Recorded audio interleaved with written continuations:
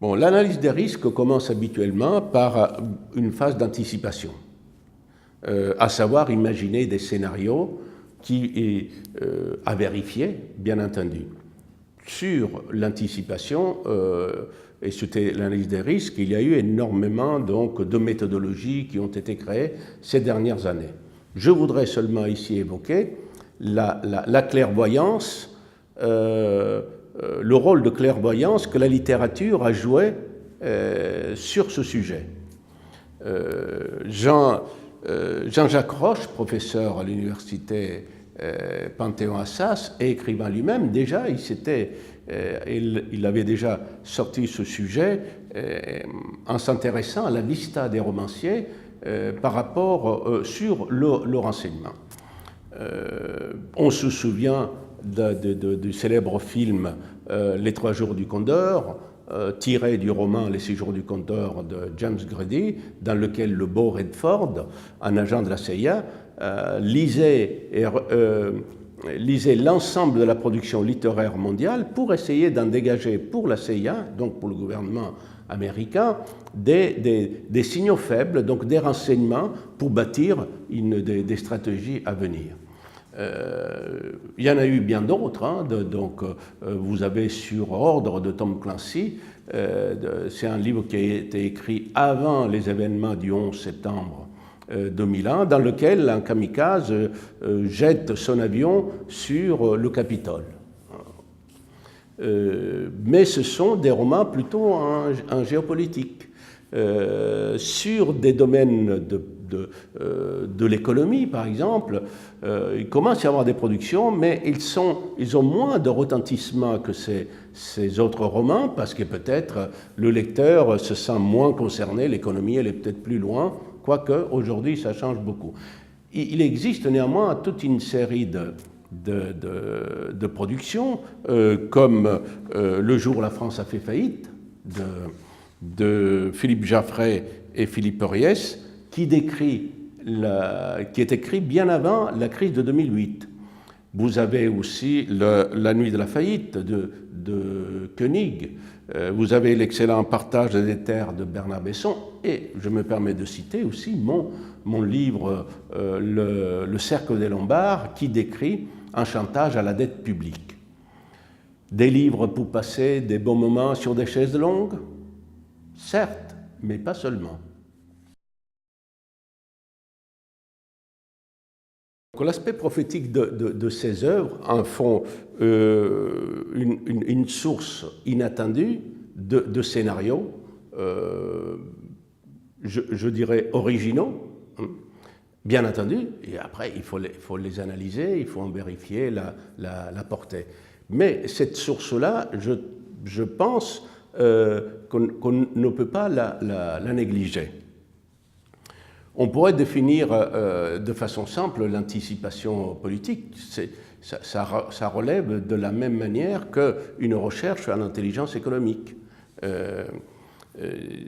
Si on reprend aussi l'interrogation de Jean-Jacques Roche, je vais vous le citer. Les romans, justement, seraient-ils mieux informés que les analyses produites par les services de renseignement? L'anticipation romanesque dépasserait-elle en pertinence les études rigoureuses des chercheurs en relations internationales? Bien entendu que non, bien entendu que non. Quoique, dans certains cas, l'auteur, lui, il a cet avantage sur les analystes, c'est que si le genre romanesque permet d'atteindre un certain niveau de vérité, c'est que l'écrivain, lui, n'a pas de limite et qu'il peut penser l'impensable. Alors, penser l'impensable, ça peut être quoi? Si je prends par exemple dans mon dernier bouquin, c'est imaginer que quelqu'un s'approprie de la dette publique française et qu'il nous demande de rembourser, là, tout de suite. Comment on fait? Ou qu'il y ait un chantage au taux. Aujourd'hui, on a un taux très très bas, et si cette personne ou cette entité nous demandait d'avoir un taux de 10%, que ferons-nous? Penser l'impensable, c'est dans mon prochain un ouvrage, par exemple, imaginez que le groupe plus important de mafia dans le monde s'empare des 50 plus gros grands groupes. Voilà le penser l'impensable. Et c'est ce penser l'impensable, peut-être que l'auteur a cet avantage sur l'analyste, c'est que peut-être lui s'arrête à l'émission du scénario. Il ne va pas jusqu'à la recherche. Encore que, pour écrire un livre, tous ces écrivains, ils font des recherches, ils font des analyses. Sans le savoir, ils suivent le cycle du renseignement, bien connu en intelligence économique. Et donc, les scénarios que ces écrivains proposent, ce sont des scénarios plausibles.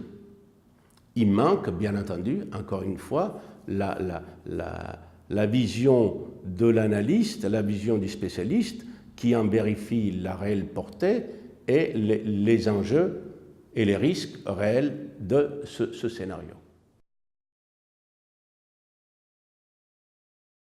Il y a quelqu'un, même une personne, qui arrive à s'approprier de la totalité de la dette publique, et cette propriété de la dette publique lui permet d'avoir du poids sur du chantage.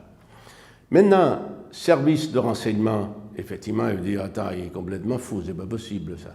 Mais qu'est-ce que je peux faire? À partir du moment où j'ai décrit le mécanisme, comment cela peut se passer, je peux mettre en place une surveillance des détenteurs de la dette. Et dès que j'identifie une concentration de détenteurs de la dette, surtout sachant qu'en France, la majorité, 70% de la dette, est détenue par des non-français. Donc je mets en place une surveillance de qui possède cette dette, au minimum, comme solution. C'est à ça qui peut servir, par exemple, un livre de ce type-là. Et à partir du moment où j'identifie de la concentration, je n'ai même pas surveillé les banquiers, j'ai juste à surveiller qui détient ma dette. Et dès que je vois des mouvements de fonds d'une dette détenue par exemple par des banques étatiques, d'Orient, d'Extrême-Orient ou même américaines, ben là, je peux commencer à me poser des questions. Ça sert à ça. C'est-à-dire, un minimum, monter une espèce de réponse. Et comment monter, je me répète, cette réponse, c'est en comprenant le mécanisme que j'ai décrit de comment l'autre s'est approprié. Ouais.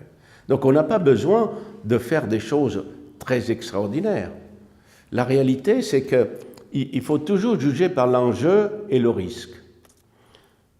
L'enjeu et le risque, dans ce cas, sont énormes pour la perte de notre souveraineté.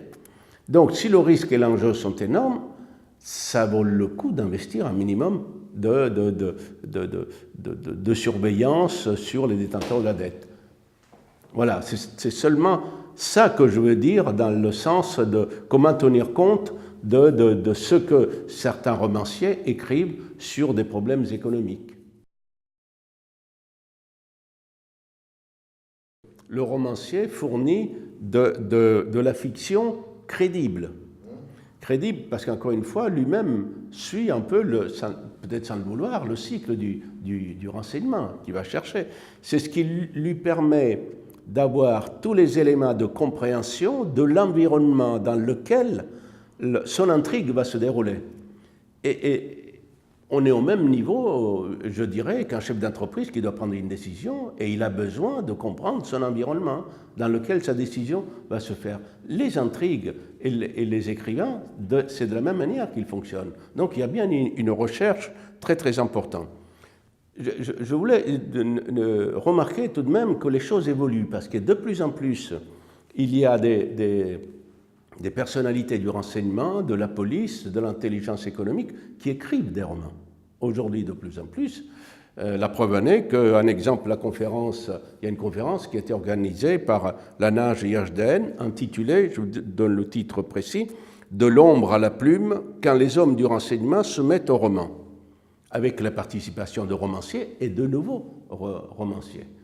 Peut-être que là aussi, à travers le roman et la fiction, cette personnalité peuvent lâcher des choses qu'ils ne pourraient pas lâcher autrement.